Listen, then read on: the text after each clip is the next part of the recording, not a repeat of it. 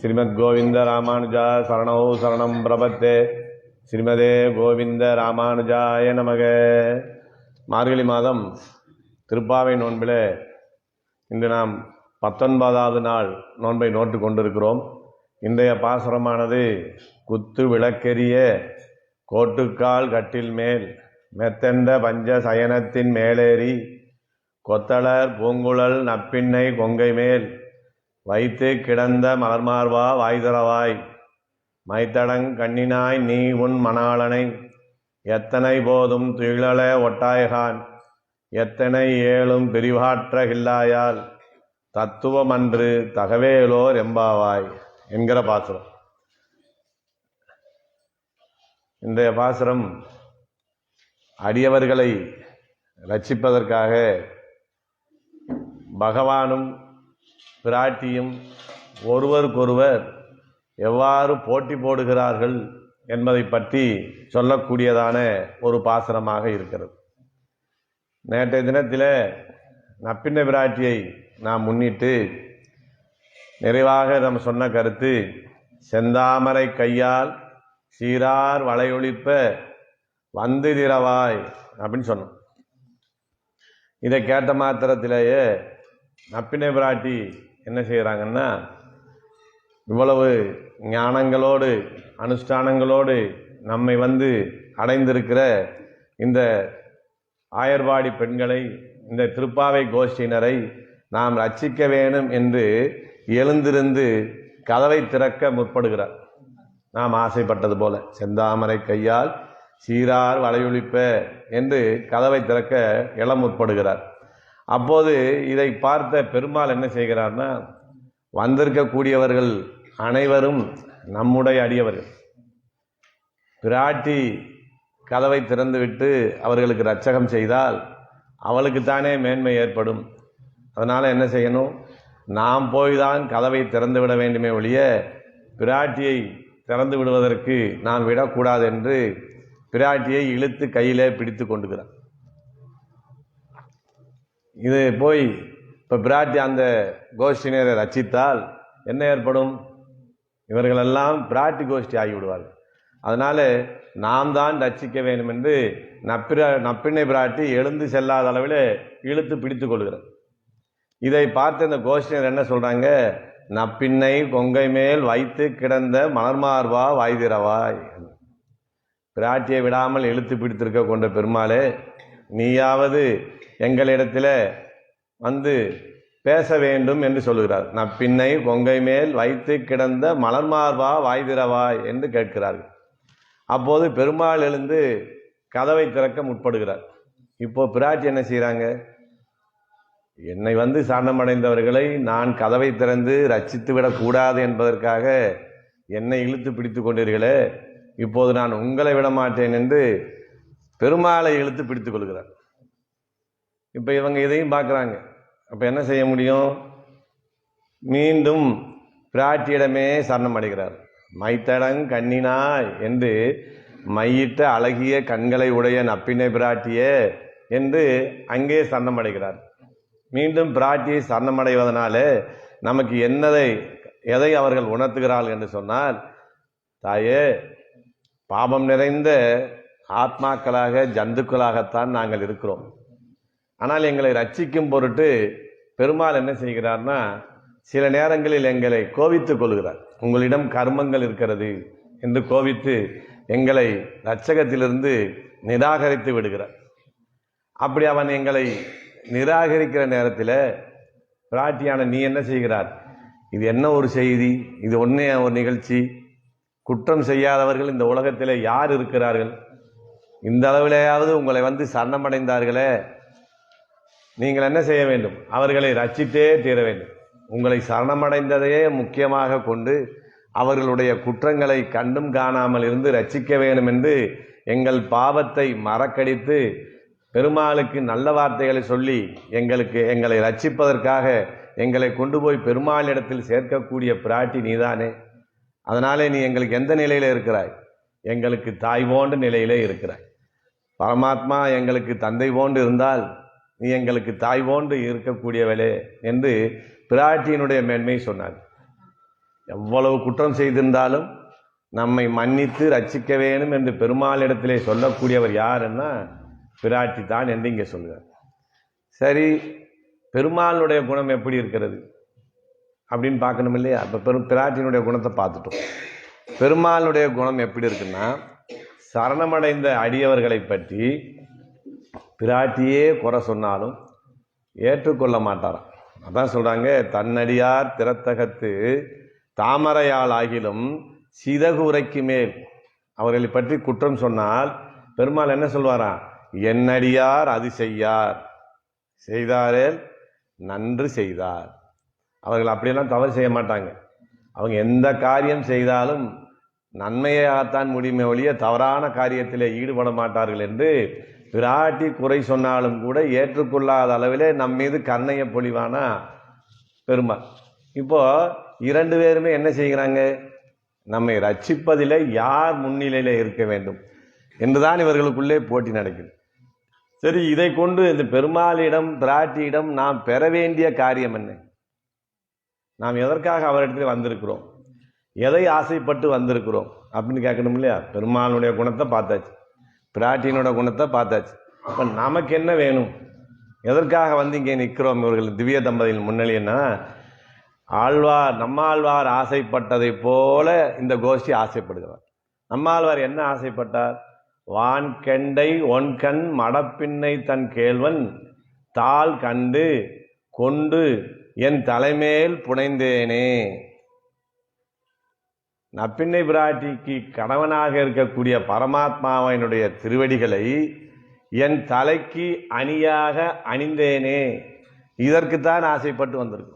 பெருமாள் நம்ம வேற எதுவும் கேட்டுவல்ல, உன்னுடைய திருவடியை என் தலைக்கு அலங்காரமாக கொடு என்று நம்மாழ்வார் ஆசைப்பட்டாரு.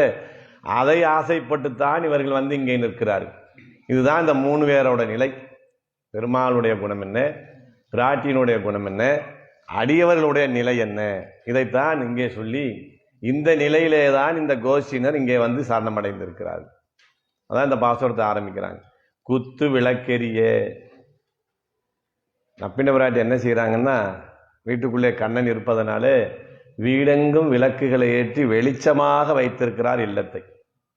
இவர்களுடைய நிலை எப்படிப்பட்ட நிலையாக இருக்குது?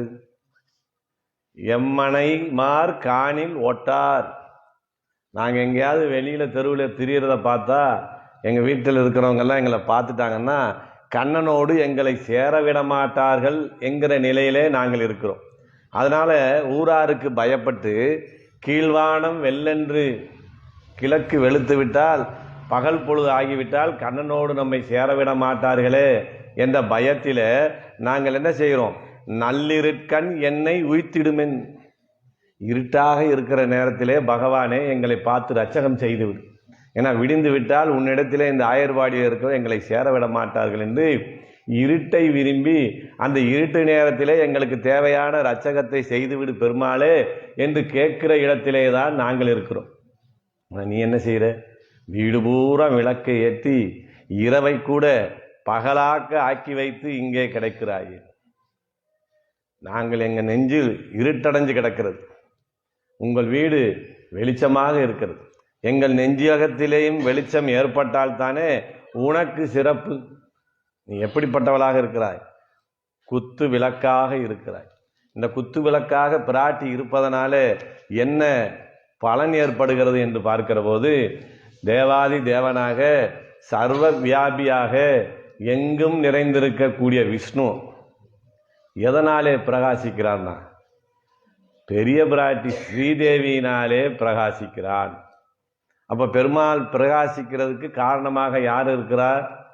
இந்த குத்து விளக்கான நப்பினை பிராட்டி தாயார் தான் இருக்கிறார். ராமபிரான் எதனாலே பிரகாசித்தான்?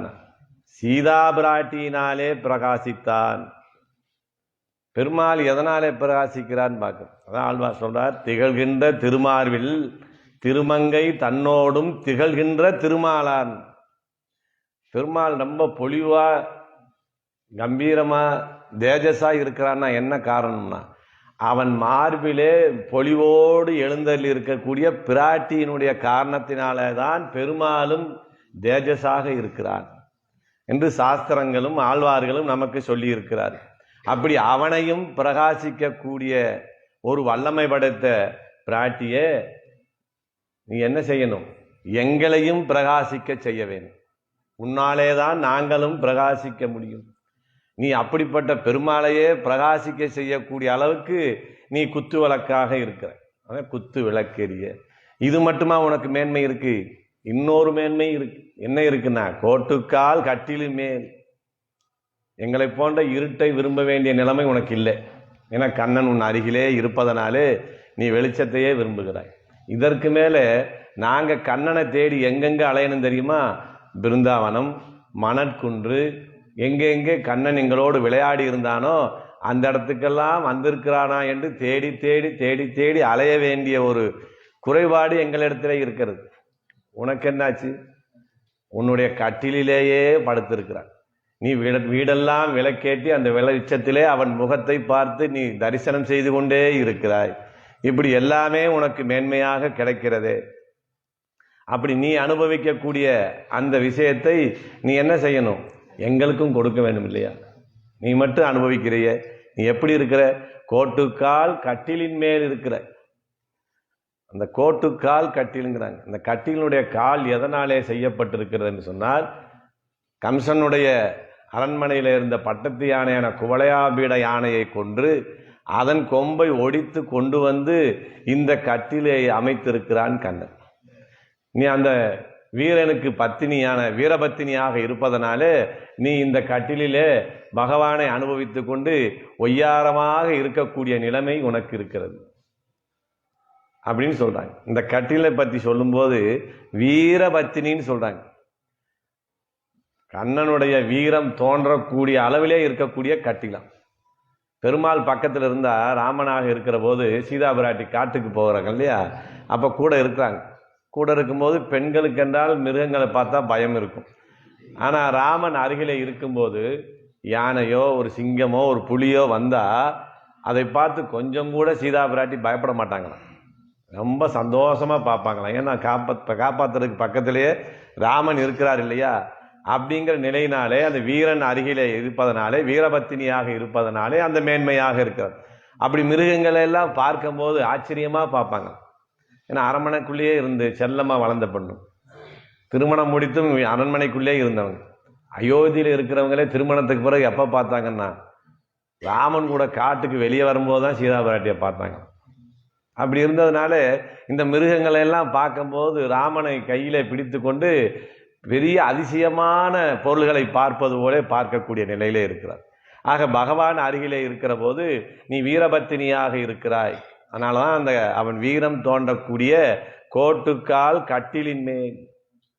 அந்த கட்டிலுக்கு இன்னொரு சிறப்பு என்ன சொல்றாங்க? இமிலேற்றுவன் கூன் கோட்டிடை ஆடினை கூத்து அடல் ஆயர்தம் கொம்பினுக்கே.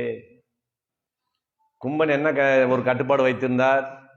நப்பின்னையை திருமணம் முடிக்க வேண்டும் என்றால் அவர் கும்பன் வளர்த்த 7 காளை மாடுகள் எருதுகளை அணைந்து வெற்றி கொள்ள வேண்டும். அப்படி வெற்றி கொள்ளக்கூடியவனுக்குத்தான் என் மகளான நப்பின்னை பிராட்டியை தருவேன் என்று அவர் அங்கே ஒரு கட்டுப்பாடு வைத்திருக்கிறார். அப்ப கண்ணன் சென்று அந்த 7 எருதுகளையும் அடக்கி அதனுடைய கொம்பையும் ஒடித்து கொண்டு வந்து அந்த கொம்பை காலாக அமைத்து செய்யப்பட்ட கட்டிலின் மேலே நீ இருக்கிறாய். ஏன் இந்த கட்டிலினுடைய காலை பற்றி இவ்வளவு பேசணும்? நேராக திவ்ய தம்பதிகள் 2 பேர் இருக்காங்களே, அவங்களுடைய திருவடியை போய் சேவிக்க வேண்டியதானே என்று சொல்லுகிற போது இவர் என்ன முடிவோடு இருக்காங்க? பகவானை பெற்றுக் கொடுப்பது யாராக இருந்தாலும் அவர்களுடைய திருவடியெல்லாம் சேவிக்கிறவங்க. நீங்க பெருமாளை பிடிச்சு கொடுப்பீங்களா? உங்க காலில் விழுகிறேன்.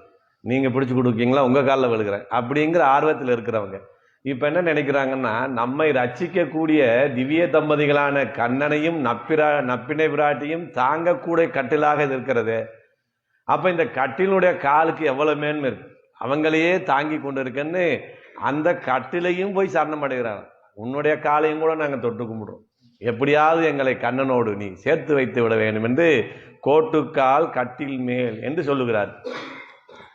அது நம்ம விலை உயர்ந்த ஒரு கட்டிலா இருந்தால் நம்ம என்ன சொல்லுவோம்? படுக்கை. அதுக்கு ஒரு நாகரிகமான பேரை சொல்லுவோம். ஆனால் இவர் ஆயர்கள் பகவானும் கண்ணனாகவும் நப்பினை பிராட்டியாகவும் எழுந்தள்ளி இருக்கக்கூடிய அந்த கட்டில் எப்படிப்பட்டதாக இருக்குன்னா, விலை உயர்ந்த தங்கத்தாலும் மணிகளும் முத்துகளும் பதித்து செய்யப்பட்ட கட்டில். அதை நம்மளும் கட்டில் தான் சொல்றோம். ஆனால் அதை பெருமையாக என்ன சொல்லுவாங்க, விலை உயர்ந்த படுக்கை அப்படின்னு சொல்லுவாங்க. இங்கே இவங்க ஆயர்பாடி பெண்கள் என்பதனாலே கட்டில் என்று சொல்லுகிறார். அந்த கட்டில் நப்பிண்ணை பிராட்டிக்கு விருப்பமான கட்டில் என்பதனால பகவானும் அதில் மிகவும் உகந்திருக்கிறான். ஏன் அப்படி உகந்திருக்கிறான்? அவன் எப்படிப்பட்டவன்னா, பகவான் கண்ணனாக பிறந்து தொட்டிலே போடக்கூடிய வயது வருகிறது. அப்போது பிரம்மன் ஒரு தொட்டில கொடுக்கிறாராம். எப்படிப்பட்ட தொட்டில் கொடுக்கிறாராம்? மாணிக்கம் கட்டி வைரம் இடை கட்டி ஆணி பொன்னால் செய்த வண்ண சிறு தொட்டில் பேணி உனக்கு பிரம்மன் விடுதந்தான். இவ்வளவு விலை உயர்ந்த ஒரு தொட்டில கொண்டு வந்து கொடுத்தார். அந்த தொட்டில போட்ட கண்ணன் என்ன செய்தாரனா, கிடக்கில் தொட்டில் கிளிய உதைத்திடும். பசிக்கிற போது தொட்டிலிருந்து இறங்கணும்னு நினைக்கிற போதெல்லாம் அந்த குழந்தை என்ன செய்யும், தூக்கத்திலிருந்து இந்த காலை உதைக்கிறது இல்லையா, அந்த காலாலே உதைத்து இவ்வளவு விலை உயர்ந்த பொருள்களாலே செய்து பிரம்மன் கொடுத்த அந்த கட்டிலையும் அந்த தொட்டிலையும் என்ன செய்வாராம், உதைச்சு கிழிச்சிருவார். ஆனா இப்ப என்ன செய்யறான், இந்த மெத்தை நப்பிண்ணை பிராட்டிக்கு மிகவும் விருப்பமானது. ஏன்னா கண்ணனுடைய அந்த வீரம் தோற்றக்கூடிய அந்த யானையினுடைய கொம்புகள் அந்த எருதுகளுடைய கொம்பினாலே செய்யப்பட்டதை அவள் விரும்புவதனால கண்ணனும் அந்த கட்டிலை உகந்திருக்கிறான். அந்த கட்டில் எப்படிப்பட்ட கட்டிலாக இருக்கிறான், மெத்தென்ற பஞ்ச சயனம். மிகவும் மிருதுவாக இருக்கக்கூடிய பஞ்சுகளை தேர்ந்தெடுத்து அதனாலே செய்த படுக்கை அப்படின்னு சொல்றார். அந்த படுக்கை எப்படிப்பட்டதாக இருக்கும், மென்மையானதாக இருக்கும், மிக மிக மென்மையானது. அதனாலதான் சொல்றாங்க மெத்தென்ற பஞ்ச சயனம்னா, மெத்துன்னு இருக்குன்னு சொல்லலாம், பஞ்சு போல இருக்குன்னு சொல்லலாம். இவங்க ரெண்டையும் சேர்ந்து சொல்றாங்க. மெத்தென்ற பஞ்ச சயனம் போல இருக்குன்னா மெத்துன்னு பஞ்சு போல இருக்கு, அவ்வளவு ஒரு மென்மையான ஒரு கட்டிலாக இருக்கிறதுன்னு சொல்லும்போது இவங்களுக்கு ஒரு வார்த்தை வந்தது. யாருக்கு? இந்த ஆயர்பாடி பெண்களுக்கு. நாங்களெல்லாம் கண்ணனை பிரிந்து மனதளவிலே உடல் அளவிலே படாத பாடுபட்டு ஏங்கி கிடக்கிறோமே, நீ மாத்திரம் அவன் கூட இருப்பதனால இப்படி போகமான பஞ்சு மெத்தையில நீ தூங்கலாமா? நாங்கள் பிரிந்திருப்பதை பார்க்கிற போது அந்த மெத்தை உனக்கு எப்படி இருக்கணும், கல்படுக்கை மாதிரி ஆயிருக்கணும். ஆனால் உனக்கு மெத்துன்னு இருக்கு, ரொம்ப போக்கியமா நீ கண்ணனோடு இருப்பதனாலே உனக்கு எங்களுடைய நிலைமை தெரியவில்லை. அது எப்படிப்பட்ட பஞ்சசயனம், 5 விதமான குணங்கள் நிறைந்த மெத்தையாக அது இருக்குதான். என்னென்ன குணங்கள் இருக்க வேண்டி இருக்குன்னா அதை சொல்றாங்க, குளிர்த்தி, மென்மை, பரிமளம், அழகு, வெண்மை என்ற 5 குணங்களும் நிறைந்து இருக்கக்கூடிய ஒரு கட்டிலாக இருக்கு. இந்த பஞ்சு மெத்தைக்கு இத்தனை குணமான பகவான் படுக்கிற மெத்தை இல்லையா, அதுல எந்த ஒரு சிறு உறுத்தலும் கூட அவர் அப்படி புரண்டு படுக்கிற போது கூட எந்த விதமான இடையூறும் ஏற்பட்டு விடக்கூடாது என்பதற்காகத்தான் அந்த மெத்தையை பற்றியும் இவர் சொல்லுகிறார். பெருமாளும் பிராட்டியும் எழுந்தக்கூடிய அளவிலே பறந்து விரிந்து இருக்கக்கூடியதான அந்த மெத்தை, அதுல இருந்து நறுமணம் வரக்கூடிய அளவிலே இருக்கிற மெத்தை, மென்மையாக குளிர்ச்சியாக சொல்லும்போது சொல்றாங்க. அந்த மெத்தை எப்படி இருக்கான், சில மெத்தையில நம்ம படுத்தோம்னா நமக்கு உடம்பு சூடாகும், சில மெத்தையில படுத்தோம்னா உடம்பு ரொம்ப குளிர்ச்சி ஆயிரும். இந்த மெத்தை எப்படிப்பட்ட மெத்தையா இருக்குன்னா, அதிக உஷ்ணமும் இல்லாமல் அதிக குளிர்ச்சியும் இல்லாமல் ஒரு இதமான ஒரு நிலையை கொடுக்கக்கூடிய கட்டிலாக இருக்கிறது. 5 விதமான நூல்களை கொண்டு செய்யப்பட்ட அந்த மெத்தையிலே அந்த பஞ்சசயனத்தின் மேலே ஏறி, அந்த பஞ்சசயனத்தின் மேலே ஏறி நீங்க இருக்கிற ஒரு தாய்க்கும் தகப்பனுக்கும் எப்ப மிகப்பெரிய ஒரு மகிழ்ச்சி இருக்கணும்னா, அவர்கள் பயன்படுத்தக்கூடிய அந்த கட்டிலே அந்த மெத்தை மேலே பிள்ளைகளும் ஏறி விளையாண்டு அதில் விரித்த விருப்புகளை எல்லாம் கலைந்து போகக்கூடிய அளவுக்கு பிள்ளைகள் எப்போது விளையாடுகிறார்களோ அப்போதுதான் தாய்க்கும் தகப்பனுக்கும் மிகப்பெரிய ஒரு சந்தோஷம் இருக்கும். கட்டில் போட்டது வாக்கில் அதில் விரிச்ச வாக்கில் இருந்தால் அதில் அந்த தாய்க்கும் தகப்பனுக்கும் என்ன பெருமை இருக்கு, அதில் அந்த வம்ச விருத்திக்காக அந்த குழந்தைகளும் அந்த மெத்தையிலே அந்த கட்டிலே ஏறி விளையாட வேண்டும். அதுபோல இவங்க என்ன சொல்றாங்க, நப்பிண்ண பிராட்டியே நீ எங்களுக்கு தாய், கண்ணன் எங்களுடைய தந்தை, நீங்கள் இருவரும் அந்த கட்டிலே மெத்தையிலே இருப்பது பெரியதல்ல, அந்த கட்டிலும் மெத்தையிலும் நாங்களும் இருக்கிற போதுதான் உங்களுக்கு முழுமையான ஒரு சந்தோஷம் ஏற்படும். அதற்கு உண்டான வேலையை நீ செய்து கொடுக்க வேண்டும் என்று இங்கே சொல்லுகிறார். இப்படுக்கைக்கு காரணம் சொல்லுகிறார். ஏன்னா இந்த படுக்கையில் இருக்கிற போதுதான் நப்பின பிராட்டிக்கு என்ன ஏற்படுதுன்னாங்க, கொத்தலர் பூங்குழல். அந்த மலர்களை பறித்து அதை சரமாக தொடுத்தா அது வரைக்கும் அந்த பூ மலர்றது இல்லையா. எப்போ கொண்டு வந்து நப்பின பிராட்டினுடைய கூந்தலிலே தலையிலே அந்த பூவை வைக்கிறார்களோ அப்போதுதான் அந்த மலர் மலரக்கூடிய நிலையாக இருக்கிறது.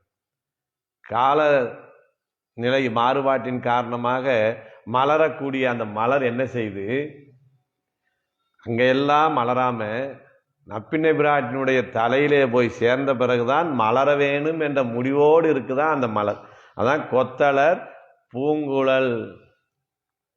அப்படி இருக்கக்கூடிய குழலை அணிந்தவளாக அந்த கூந்தலிலே மலரை அணிந்தவளாக நீ இருக்கிறாய் எப்படி சொல்றார்.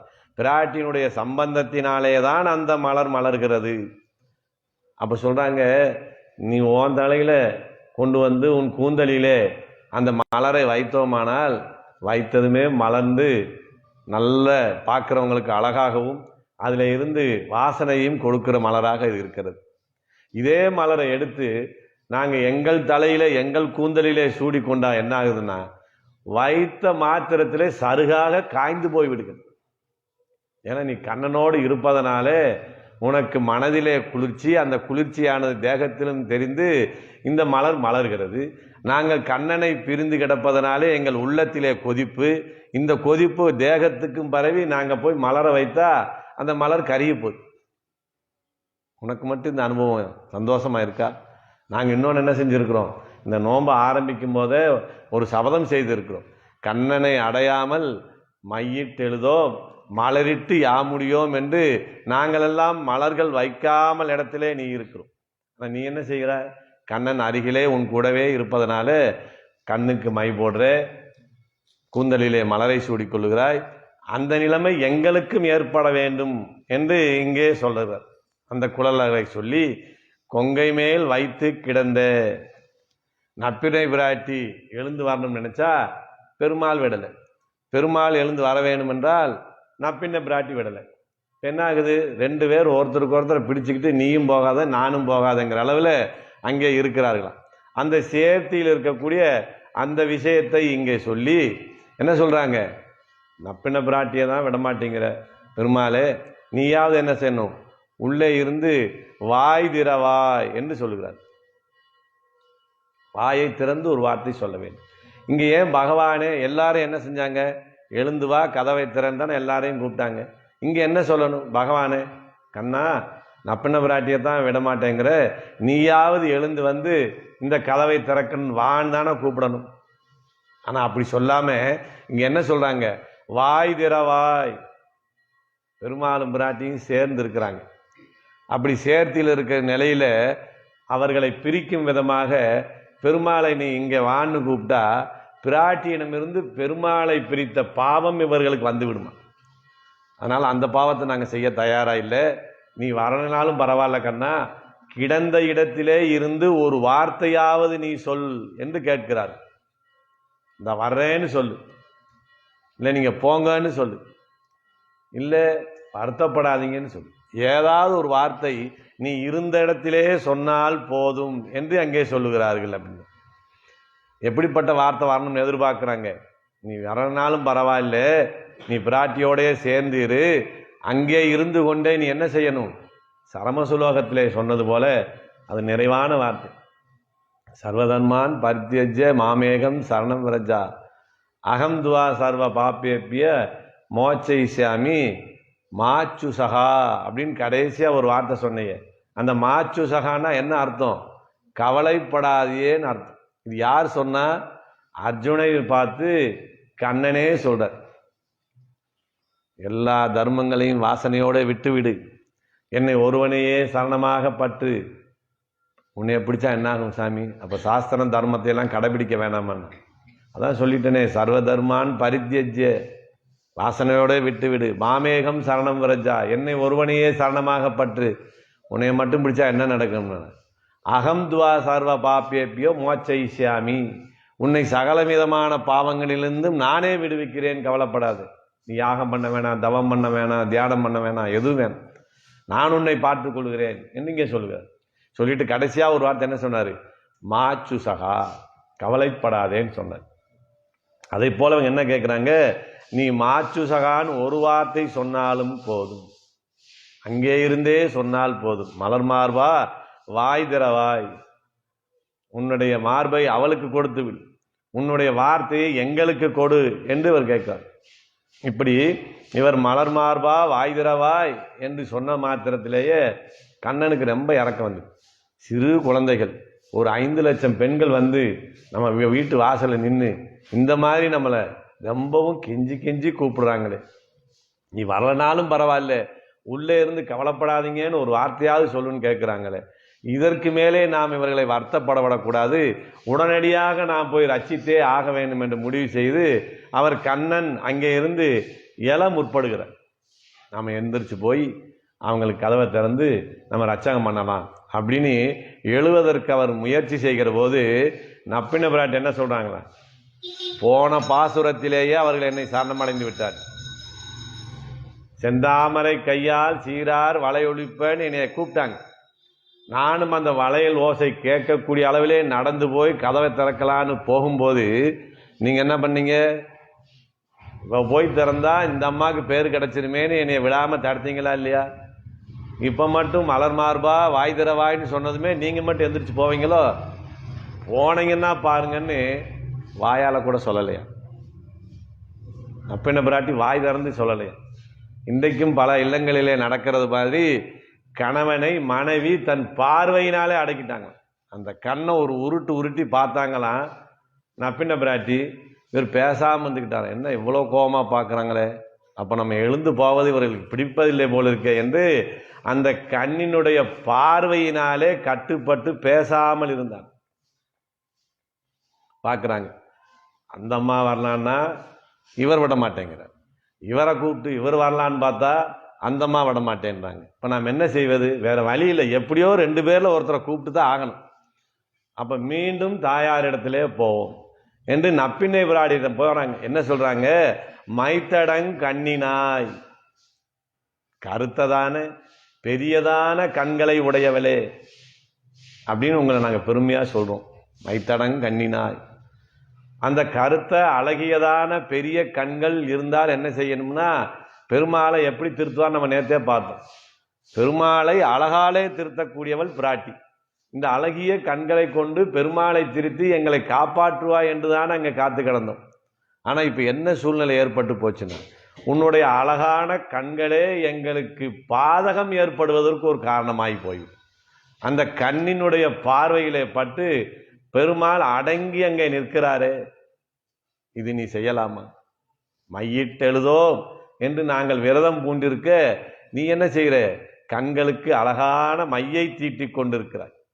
அந்த மை தீட்டிய கண்களோடு பகவானை வசீகரித்து உன்னிடத்திலே வைத்து கொண்டிருக்கிறாய். ஏன்னா பிராட்டியினுடைய கண்களுக்கு அவ்வளவு ஒரு அழகு அப்படின்னு சொல்றாங்க. ஏன்னா அந்த கண்ணுக்கே ஒரு மேன்மையை சொல்லுகிறார் நமக்கு வால்மீகி. ராமாயணத்தில் சொல்லும்போது என்ன சொல்றாருன்னா, ராமனுக்கும் சீதைக்கும் மனப்பொருத்தம் இருக்கு, இந்த உருவ பொருத்தமும் இருக்கிறதா? ராமனுக்கு ஏற்ற துணையாக சீதா பிராட்டி இருப்பாங்களா? சீதா பிராட்டிக்கு ஏற்ற அழகனாக ராமன் இருப்பாரா அப்படின்னு சொல்லும்போது வால்மீகி என்ன சொல்றாருன்னா, இந்த இருவருக்கு இணையான ஒரு திவ்ய தம்பதிகளாக நம்ம யாரையுமே பார்க்க முடியாது. சகலவிதமான லட்சணங்களும் பொருந்தி இருக்கக்கூடிய ஒரு இணையாக அவர்கள் இருக்கிறார்கள். ஆனாலும் ஒரு வார்த்தை சொன்னார். என்ன ஆனாலும்? நான் ராமனை காட்டிலும் சீதா பிராட்டிக்கு கண்கள் மிக அழகியதாக இருக்கிறது. அது ஒன்று இவரை விட அந்த அம்மாவுக்கு அதிகமாக இருக்குதுன்னா, ஏன்னா சீதா பிராட்டியினுடைய மேன்மையை சொல்வதற்காக என்ன சொல்றார்? பகவானை விட எல்லாம் சரியா இருக்கு 2 பேருக்கும்.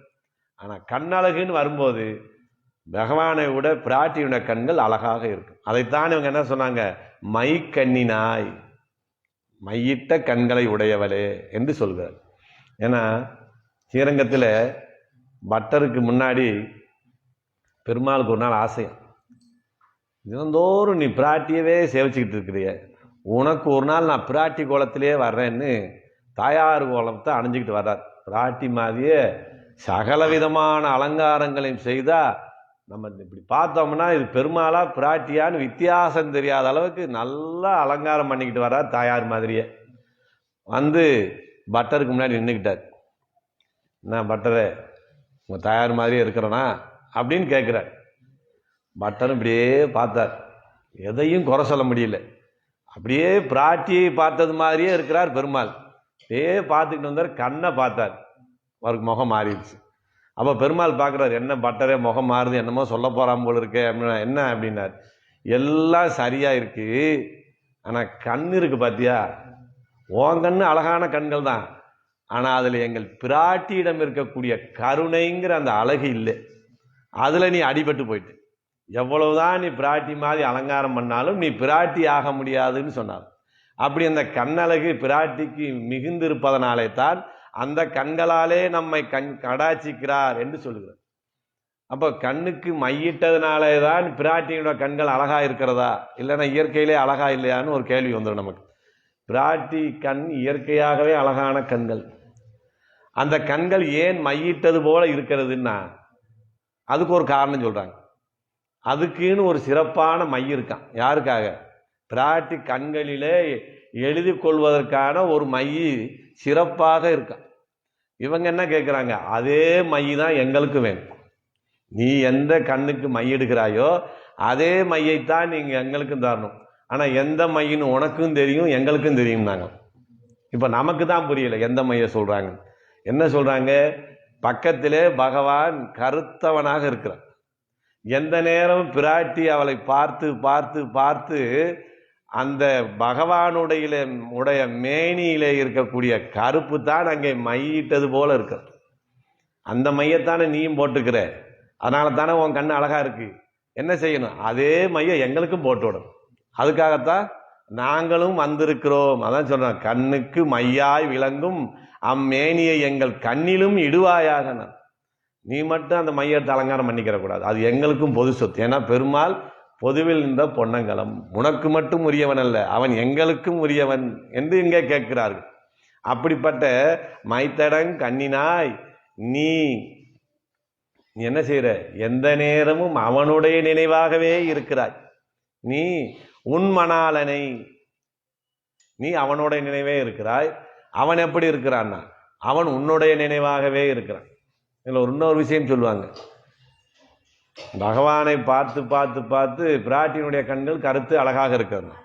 பெருமானுடைய கண்கள் எப்படி இருக்கானுங்க, சிவந்த செந்தாமரை போன்று அழகாக இருக்கிறது. இவர் கண் ஏன் அப்படி இருக்குன்னா, எந்த நேரம் பிராட்டியை பார்த்து பார்த்து அவங்க சிவப்புங்கிறதுனால அந்த சிவப்பு இவர் கண்ணில் ஏறி சிவந்த கண்களாக உடையவனாக இருக்கிறான். அப்போ ரெண்டு பேருமே என்ன செய்றீங்க, மாறி மாறி ஒருவரை ஒருவர் நினைத்து கொண்டே இருக்கிறதுனால என்ன ஆகிவிட்டதுன்னா, நீ அவனை உன்னுடைய மணாளனாக மாத்திரம் ஆக்கிவிட்டாய். அவன் எப்படிப்பட்டவன்னா உலகுக்கெல்லாம் நாயகன், நாயகன் முழுவேல் உலகுக்கும் என்ற நிலையை அவனிடம் நீ அளித்து விட்ட.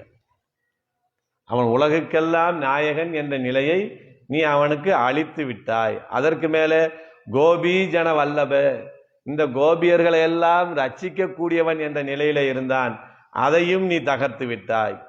முடிவாக அவன் என்ன செய்திருக்கிறாய், உன் மணாளன், உன்னுடைய மணாளன் என்கிற ஒரே நிலையைத்தான் அங்கே நீ ஏற்படுத்தி வைத்திருக்கிறாய். அவன் உலகத்தையே ரட்சிக்கக்கூடிய நிலையில இருப்பவன் என்பதையும் நீ தகர்த்து விட்டாய். இந்த கோபியர்களை எல்லாம் ரட்சிக்கக்கூடியவன் என்ற நிலையையும் நீ தகர்த்து விட்டு அவனை என்ன செய்கிறேன்னா உன்னுடைய மணாளனாக மாத்திரம் வைத்திருக்கிறாய். ஆழ்வார் சொல்றாரு, கோட்டிடை ஆடினை கூத்து ஆடல் ஆயர்தம் கொம்பினுக்கே. அப்படி அவர் யாருக்கு பொதுவானவனாக இருந்தான், பரமபதத்திலே நித்திய சூரியர்களுக்கே சொந்தமானவனாக இருந்தான். அதையும் தகர்த்து அவன் அங்கிருந்து இறக்கி இங்கே நீ சொந்தமாக்கிக்கிட்டு. அப்போ உலகத்துக்கு சொந்தமாக இருந்தான், கோபியர்களுக்கு சொந்தமாக இருந்தான், பரமபதத்தில் இருக்கக்கூடிய நித்திய சூரிகளுக்கு சொந்தமாக இருந்தான். அதையெல்லாம் தகர்த்து நீ என்ன செய்கிற, உன் மணாளனை உனக்கே உரியவன் என்று உன் ஒருவனுக்கே சொந்தம் என்று நீ ஆக்கி வைத்து கொண்டிருக்கிறாயோ என்று கேட்கிறார். நீ ஒருத்தியே அனுபவிக்க இது தகுமோ, இது நியாயமா? அவன் பொதுவில் நின்ற பொன்னங்கள், அவன் எல்லோருக்கும் சொந்தம். உனக்கு கொஞ்சம் கூடுதலாக சொல். அதுக்கு மாத்திரம் உனக்கு மாத்திரம் சொந்தம் நீ வச்சுக்கொள்ளக்கூடாது. அதைத்தான் சொல்றாரு, பொதுவாக உண்பதனை புக்கு நீ உண்டக்கால் சிதையாரோ உன்னோடு. எல்லாருக்கும் கொடுக்கறதுக்கு தான் நம்ம இங்கே கொண்டு வந்து பிரசாதத்தை வைக்கிறோம் ஒரு பாத்திரத்தில். ஒருத்தர் என்ன செய்கிறாங்க, மொத்த பிரசாதம் எனக்கு தான் ஒருத்தர் தூக்கிட்டு போயிட்டு என்ன செய்வோம், நாளைக்கு நீங்கள் இந்த ராமானுஜ கூடத்துக்கே வராதிங்க, இப்படிப்பட்ட சுயநலம் பிடித்தவளாக இருக்கேன்னு சொல்லுவாங்களே, அப்படித்தானே உன்னை எல்லாரும் சொல்லுவோம். எல்லோருக்கும் பொதுவாக இருக்கிற பெருமாளை நீ உனக்கு மாத்திரம் சொந்தம் கொண்டாடினால் என்ன ஆகும், உன்மேல எல்லாருக்கும் வெறுப்பு ஏற்பட்டு விடும். நீ என்ன செய்கிறான்னா, எத்தனை போதும் துயிலல ஒட்டாயகான், அவனை அந்த படுக்கையிலேருந்து நீ எழவே விடுவதில்லை. ஏன்னா எழுந்தா என்ன செய்வார்னா, மாடு மேய்க்க போயிடுவார், விளையாட போயிடுவார், வெண்ணெய் திருட போயிடுவார், பெண்கள் எங்கேயாவது இருந்தால் அவங்களோட குறும்பு செய்ய போயிடுவார், அப்படி எங்கேயாவது போயிடுவார்னு என்ன செய்கிற, அவனை துயிலல ஒட்டாயகான். எப்போ எந்திரிக்க விட மாட்டேங்க, எப்பயுமே எந்திரிக்க விடுறது. எத்தனை போதும் துயிலல ஒட்டாயகான் அப்படின்னு சொல்றார். ஏன் அப்படி இருக்கிற, அவனை விட்டுனா எப்பயுமே அவனை பிரியாமல் இருக்க வேண்டும் என்பதற்காக அவனை நீ எழவே விடுவதில்லை. அதான் சொல்றாங்க, எத்தனை ஏழும் பிரிவாற்றாக்கில்லாயா. அவனை நீ துயிலல விடாமல் தடுப்பதற்கு என்ன காரணம் என்று தெரியுமா, அவன் அருகிலேயே நீ இருக்க வேண்டும் என்பதற்காக. ஏன்னா அகலகிலே நிறையும் என்று அலர்மேல் மங்கை உரைமார்பா என்று சொல்லப்பட்டதுனால ஒரு சன நேரம் கூட அவன் மார்பை விட்டு நான் விலகி போக மாட்டேன் என்கிற நிலையிலே இருக்கிறாய். அப்படி பிரிந்தா என்ன ஆகும் அப்படின்னு கேட்க. ராமாயணத்தில் ராமனை பார்த்து லட்சுமணன் சொல்றார். என்ன சொல்றார்னா, ராகவரே, உம்மை பிரிந்தால் சீதையும் தன் பலமனைத்தையும் இழந்து விடுவார். நான் உன்னை பிரிந்தால் உயிரே தரிக்க மாட்டேன். அப்படி பிரிந்தால் எவ்வளவு நேரம் உயிரோடு இருப்பேன் தெரியுமா, தண்ணீரில் இருக்கிற மீனை எடுத்து கரையில் போட்டால் எவ்வளோ நேரம் உயிரோடு இருக்கும், ஒரு 3 வினாடி 4 வினாடி துடிக்கும், அப்புறம் உயிர் போயிடும். அதை போல நான் உன்னை பிரிந்தால் இங்கே இருக்க மாட்டேன் என்று. அப்படி பகவானை பிரிவது மிகப்பெரிய ஒரு கொடுமை என்ற நிலையிலே நீ இருப்பதனால என்ன செய்கிறாய், எத்தனை ஏழும் பிரிவாற்றாக்கில்லாயால். அவனை பிரிந்து நாங்கள் வெளியே என்ன துன்பப்படுகிறோமோ அதை நீ என்ன செய்கிறாய், பிரிந்து விடுவோமோங்கிற பயத்தில் நீ அதே துன்பத்தில் தான் இருக்க. வீட்டுக்குள்ள இவன் நம்மளை விட்டு போயிடுவானோங்கிற எண்ணம் உனக்கு, நாம் பிரிந்திருக்கிறோமே நம்மிடம் வரமாட்டானாங்கிற எண்ணம் எங்களுக்கு. ஆக மொத்தம் 2 பேருடைய நிலையும் ஒன்றாகத்தானே இருக்கிறது என்று சொல்லுகிறார். ஆனாலும் எங்களுக்கும் பொதுவான எங்களுக்கும் உரிமைப்பட்ட அவனை நீ உனக்காக மாத்திரம் இப்படி ஆக்கி வைத்துக் கொள்வது எந்த விதத்திலும் பொருத்தமல்ல. என்ன சொல்றாங்க, இது தத்துவம் அன்று, இது தகவும் அன்று, இது உன்னுடைய சுபாவத்துக்கும் சேராது, உன்னுடைய சொரூபத்திற்கும் சேராது என்று சொல்லுகிறார். என்ன காரணம், நீ இயற்கையிலேயே இயற்கை குண இரக்க குணம் நிறைந்தவர். பிராட்டியினுடைய பிரதானமான குணம் என்ன, யாரை பார்த்தாலும் இரக்கப்படுவது. பகவான் கூட ஒருத்தரை பார்த்து உன்னிடம் குற்றம் இருக்கிறது, உன்னை நான் ரட்சிக்க மாட்டேன் என்று சொன்னால் இவர் என்ன சொல்லுவாங்க, உலகத்தில் யாருங்க தப்பு செய்யலை, இந்த அளவுக்காச்சும் உங்களை சரணம்னு வந்திருக்கிறானே, ஏற்றுக்கிட்டு போங்க, கணக்கில் சேர்த்துக்கங்க. வெளியில் போன எத்தனையோ கோடி ஆத்மாக்கள்ல இந்த ஒரு ஆத்மா நம்மிடம் வந்து சேர்ந்ததே என்று ரட்சிப்பதை விட்டுவிட்டு குற்றத்தை சொல்லி கொண்டிருக்கிறீர்களே என்று சொல்லக்கூடிய நிலையிலே இருக்கக்கூடிய நீ, இப்ப நீயே எங்களுக்கு இடையூறாக வரக்கூடிய நிலைமை ஏற்படுகிறது. இது என்னாகும், இது தத்துவம் அன்று தகவும் அன்று, உன்னுடைய சுபாவத்துக்கும் சேராது, உன்னுடைய சொரூபத்துக்கும் சேராது. உன்னுடைய சுபாவம் என்ன, இறக்கப்படுவது. இப்படி 5 லட்சம் பெண்களாக நாங்கள் இங்கே வந்து கண்ணனை அடைய வேணும் என்று இங்கே நாங்கள் கொதித்து கிடக்க பிரிவின் ஆற்றாமையினால நீ என்ன செய்யணும், அவனை எங்களுக்கு கொடுத்து எங்கள் மீது நீ இறக்கப்பட வேண்டும். அந்த இரக்க குணத்தையும் நீ விட்டுவிட்ட. அதற்கு மேலே என்ன செய்யணும், நீ புருஷகார பூதையாக இருக்கக்கூடியவன். யார் வந்தாலும் பகவானிடத்திலே இவர்களை நீ ரட்சிக்க வேண்டும் என்று காட்டி கொடுக்கக்கூடிய நிலையிலே இருப்பவன். இரக்க குணம் இல்லவனுங்கிற நிலையும் தகர்ந்து விட்டது. நீ எல்லோரையும் பகவானிடத்திலே சேர்க்கக்கூடியவள் என்கிற அந்த நிலையும் இங்கே தகர்ந்து விட்டது போல இருக்கிறது. அப்போ இது எந்த விதத்திலையும் இப்போ நீ பகவானை எங்களோடு சேர விடாமல் தடுப்பது உனக்கு சுபாவமும் அல்ல, சொரூபமும் அல்ல. அதனால் நீ என்ன செய்யணும், அவனை எங்களோடு நீ சேர விட வேண்டும் என்று சொல்லுகிறார். அதான் வேதத்தில் சொல்லும்போது என்ன சொல்றாங்கன்னா, லட்சுமியானவள் புருஷாகாரத்தில் நிலை நிற்பவள் அப்படின்னு பெரிய பெரிய மகரிஷிகள் எல்லாம் சொல்லியிருக்கிறாங்க. புருஷகாரம்னு என்ன? பரிந்துரை செய்வது, வர்றவர்களை நீ ரட்சிக்க வேணும் என்று சொல்லக்கூடிய அந்த குணம்தான் புருஷகாரம். அதுவே உனக்கு இஷ்டமான ஒரு குணமாகும். அதுதான் உனக்கு ரொம்ப பிடிக்கும். யாராவது வந்தா சரி சரி ஏத்துக்குங்க அப்படின்னு சொல்லக்கூடிய நிலையிலே இருக்கக்கூடிய நீ அப்படின்னு பாஞ்சராத்திர சாஸ்திரத்திலே சொல்லி இருக்கிறது. அதனால நீ என்ன செய்யணும்? உன் சொரூபமான புருஷகாரத்துவமும் அழிந்தது, உன்னுடைய இயற்கை குணமான இரக்கமும் அழிந்தது. அதனால இது உனக்கு தத்துவம் அன்று, தகவும் அன்று. இது உன் குணத்தில் எங்கேயும் இது சேராது. அதனால நீ என்ன செய்யணும்? இப்போதே கண்ணனை எங்களோடு சேர வேண்டும், இல்லை எங்களை கண்ணனோடு சேர விட வேண்டும். இதை இரண்டையும் செய்யக்கூடியதான் உன்னுடைய வேலையை தவிர எங்களுடன் சேரக்கூடிய நிலையில் இருக்க கண்ணனை நீ தடுக்கவும் கூடாது. கண்ணன் எங்களிடம் சேர மறுத்தாலும் கூட நீ என்ன சொல்லணும்? உங்களையே தஞ்சம் என்று வந்திருக்கிறார்கள், இவர்களை இப்போ நீ ரட்சித்தே ஆக வேண்டும் என்று நீ எங்களிடத்திலே அவனை கொண்டு வந்து சேர்க்க வேண்டும். இதை இரண்டையும் செய்யாமல் இருப்பது உனக்கு எந்த விதத்திலும் ஒரு தத்துவம் அல்ல, தகவும் அல்ல. அதனாலே நீ என்ன செய்ய வேண்டும்? கண்ணனை எங்களோடு சேர விட வேண்டும் என்று இந்த பாசுரம் மூலமாக ஆண்டாள் நாச்சியார் நமக்கு என்ன செய்தியை சொல்லுகிறார் என்றால், அடியவர்களை ரட்சிப்பதற்கு பெருமாளும் பிராட்டியும் போட்டி போட்டு கொண்டிருக்கிறார். அப்படி போட்டி போட்டு கொண்டு ரட்சிக்கக்கூடிய நிலையில் இருக்கக்கூடிய பெருமாளும் பிராட்டி இடத்துல நாம் என்ன ஆசைப்படணும்?